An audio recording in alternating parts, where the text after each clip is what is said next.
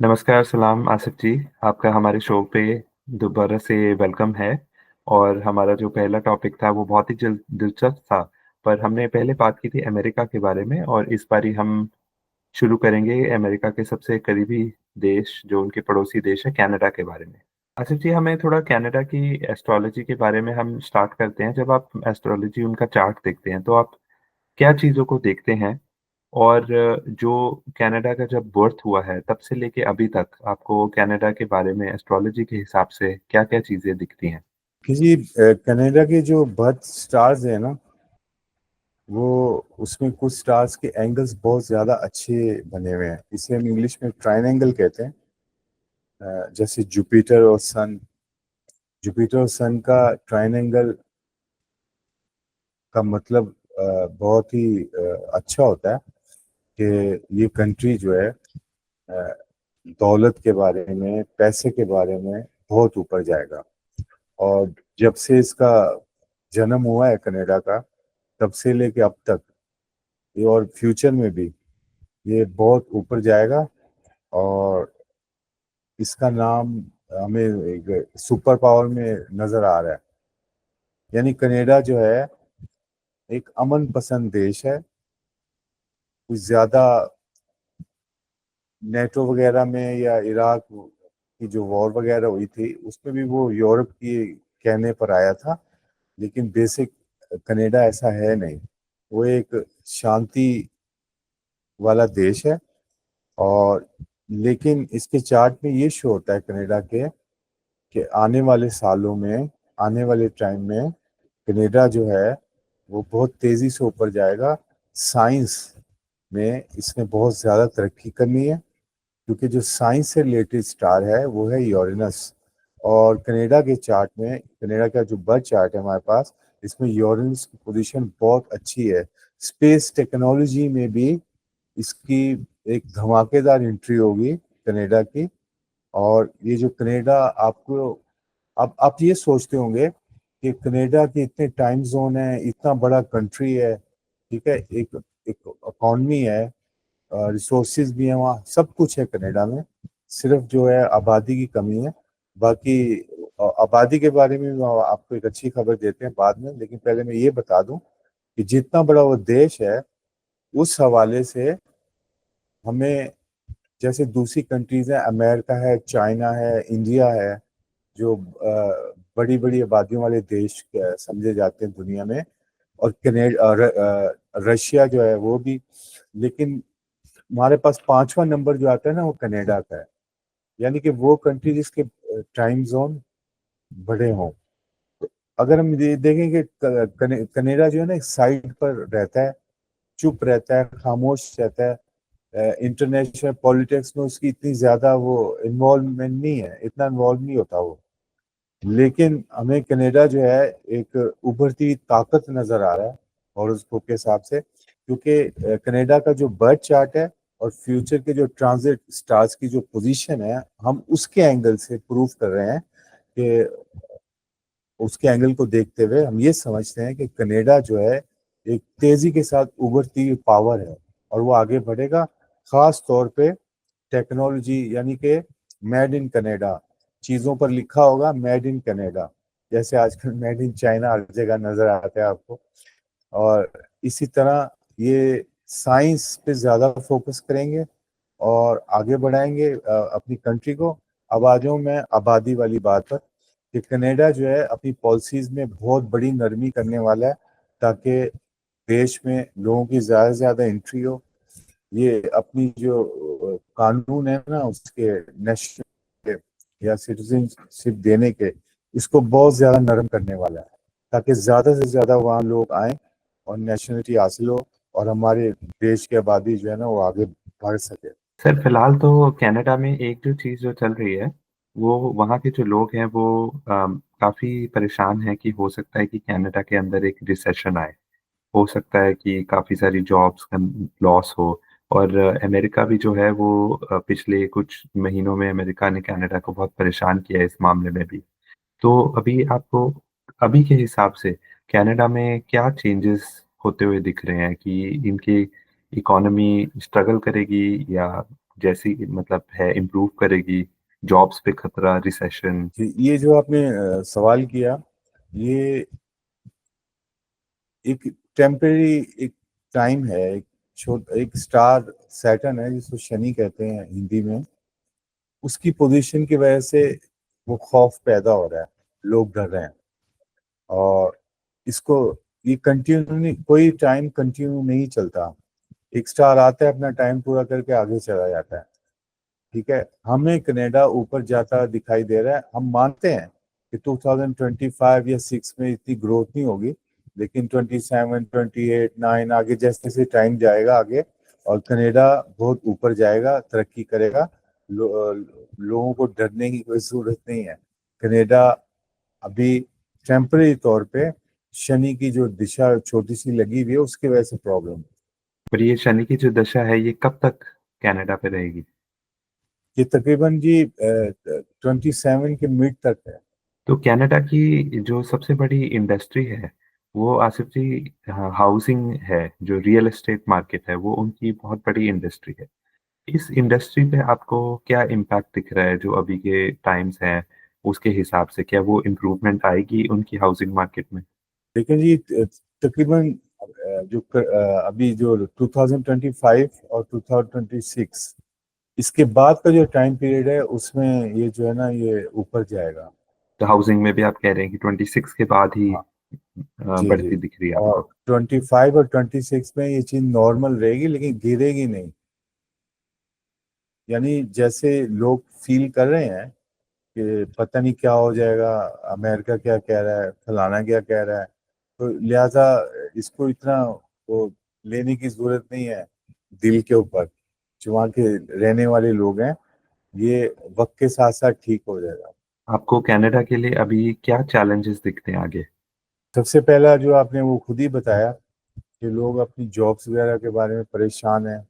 और कुछ वो अमेरिका और वो जो कनाडा के बीच में भी जो कुछ हुआ, टैरिफ के, ये जो हुआ, इसकी वजह से भी लोग डर रहे हैं। तो इन्वेस्टर इन्वेस्ट करते हुए डरेंगे, वहाँ आने वाले लोग डरेंगे, पता नहीं अब क्या हो जाएगा। लिहाजा मैं दोबारा से कहूँगा कि कनाडा बहुत एक उभरती हुई ताकत बनने वाला है। और सिर्फ इसको जो करंट जो ट्रांजिट जो हमारे जो स्टार्स है ना, शनि वगैरह, उसमें थोड़ा सा प्रॉब्लम आ रही है। लेकिन जहाँ से हाउस ऑफ मनी होता है ना, जहाँ से हम पैसा देखते हैं, वहाँ का स्टार है इनका जुपिटर, कनाडा के हॉरोस्कोप में। वो 10 जून को अच्छी जगह पर आ रहा है। और कनाडा को जो है ना, जो इसकी स्टॉक मार्केट है वो ऊपर जाएगी। प्रॉपर्टी पे भी अच्छा असर पड़ेगा, लेकिन प्रॉपर्टी पर बहुत ज्यादा जो अच्छा असर आप समझते हैं ना, वो 2027 जून के बाद। हम्म। कि जब हर शख्स यही चाहेगा कि मेरा मैं वहां पे कुछ लूं, वहां हम्म। पैसा इन्वेस्ट करना अपने लिए बेहतर समझेगा। अभी जो आगे आने वाला समय है उसमें आपको अमेरिका के साथ कनाडा के रिलेशंस वो बेहतरीन होते हुए दिख रहे हैं कि खराब होते हुए दिख रहे हैं? लेकिन जी जैसे कि मैंने पिछले प्रोग्राम में कहा था कि अमेरिका के हॉरोस्कोप में जो सैटर्न की पोजीशन है, जो उसके साथ रहने वाली कंट्रीज हैं, जैसे मैक्सिको है, कनाडा है, वहाँ पे कोई प्रॉब्लम क्रिएट हो रहा है। अब हम आते हैं कनाडा के हॉरोस्कोप। कनाडा का जो हॉरोस्कोप है, इसमें जब हम या इनके जो नेबर्स देखते हैं ना, पड़ोसी जो कंट्रीज है इनके साथ वाली, वहाँ का स्टार इनका शनि शो हो रहा है। और शनि जो है ना, डिस एग्जॉल्टेड पोजिशन में है। इसका ये मतलब नहीं है कि अमेरिका और कनाडा की वॉर लग जाएगी, ये मतलब नहीं है। इसका ये मतलब है कि इन दोनों के दरमियान जो है ताल्लुकात में थोड़ा सा अप डाउन चलेगा।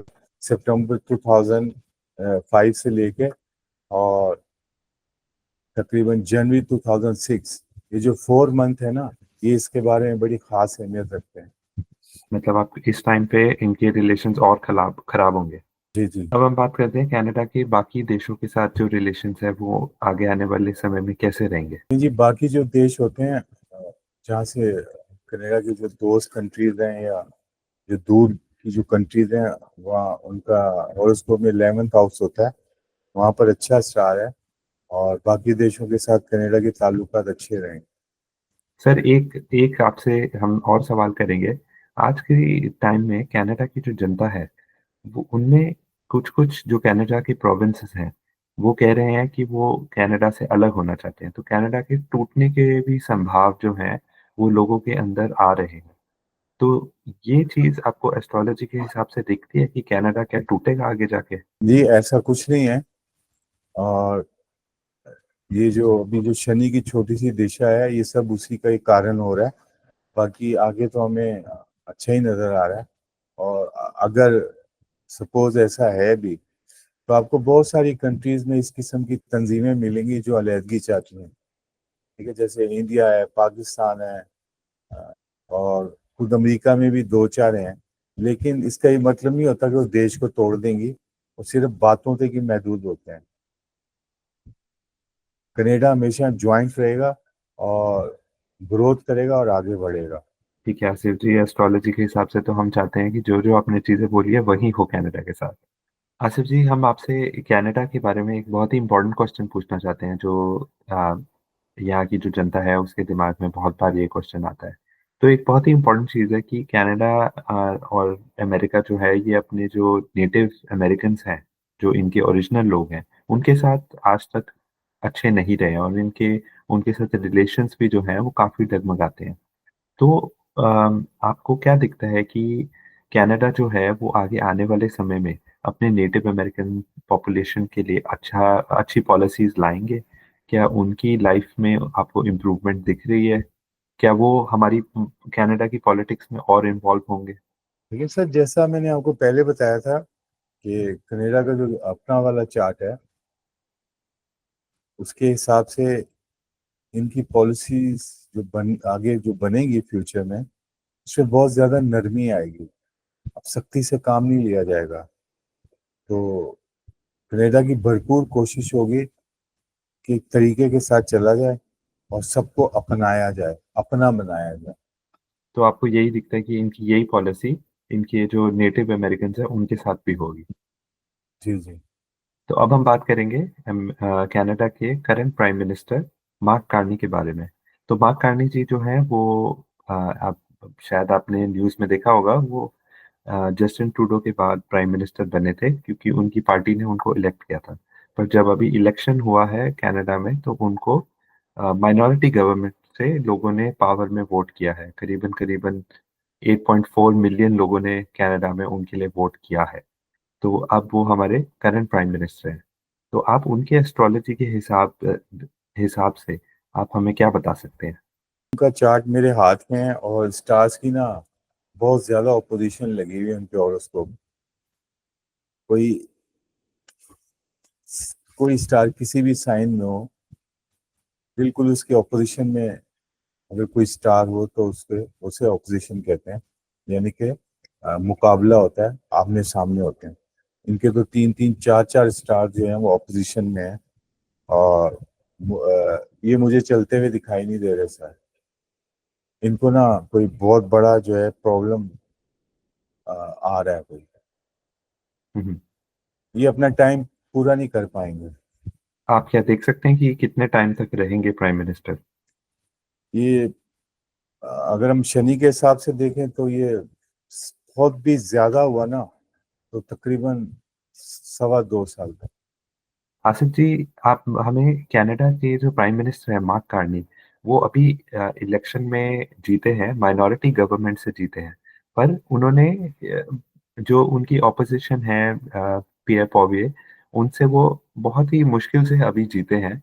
और बेसिकली जब जस्टिन ट्रूडो प्राइम मिनिस्टरशिप से हटे थे, तो इनको लिबरल पार्टी ने ऑटोमैटिकली प्राइम मिनिस्टर बना दिया था एक अपने इंटरनल इलेक्शन करके और फिर अब ये कैनेडियन फेडरल इलेक्शंस में भी जीत गए हैं। तो आपको इनके बारे में क्या दिखता है? अगर आप इनका एस्ट्रोलॉजी का चार्ट देखते हैं कि ये इनका कनाडा के लिए क्या कंट्रीब्यूशन रहेगा? पहले वाले थे ना प्राइम मिनिस्टर, उनकी अवामी मकबूलियत थी, वो लोगों के दिलों में थे। और जो ये वाले हैं प्राइम मिनिस्टर, इनके जो चार्ट में अपोजिशन इतनी ज्यादा है कि मुझे तो ये लग रहा है कि नो कॉन्फिडेंस वोट इनके खिलाफ आने वाला है। और ये तकरीबन तकरीबन 2.25 साल या 2.25 साल के बीच में इनकी कहानी खत्म। अच्छा। इनकी ना बहुत ज्यादा ऑपोजिशन शो होती है। और मुझे इस हवाले से मुझे नहीं लगता ये कंट्री चला पाए। तो आपको इनके हिसाब से कुछ भी दिखता है कि ये अभी कनाडा के लिए क्या करेंगे? क्योंकि ये बड़े ज़ोर-शोर से लगे तो हुए हैं कनाडा के लिए काम करने में, और ये जीत कैसे गए? अगर आपको इनका इतना ऑपोज़िशन दिख रहा है। जीतने का ताल्लुक ऑपोजिशन से नहीं होता। स्टार्स ऑपोजिशन अपनी जगह पे, और जो मैं आपको हिस्टोलॉजिकल पॉइंट ऑफ व्यू से बता दूं, जो हॉरोस्कोप में हाउस नंबर 10 होता है ना, अगर किसी प्राइम मिनिस्टर के हॉरोस्कोप में, इनका जो वो स्टार आ रहा है ना, वो सैटर्न है, शनि। शनि सियासत का सितारा है, ठीक है। उसके बाद दूसरे नंबर पे जो गवर्नमेंट का स्टार आता है वो होता है जुपिटर। तो इन दोनों की ऑपोजिशन बनी हुई है। एक वो शख्स होता है जो दिलों पे राज करता है और अवामी मकबूलियत के बल पर जीत कर आता है, और एक वो होता है जो बीच के रास्ते बनाता है, जिसे हम अपनी लैंग्वेज में कहेंगे 2 नंबर रास्ते बनाता है। तो यहाँ पे जरूर कोई गड़बड़ नजर आ रही है सर, ये दिलों पर राज करने वाले बिल्कुल भी नहीं है। यहाँ पे कोई प्रॉब्लम शो हो रहा है। और जो पहले वाले प्राइम मिनिस्टर थे, उन जैसी मकबूलियत और शोहरत इन्हें कभी नहीं मिलेगी, और मुझे ये जाते हुए दिखाई दे रहे हैं।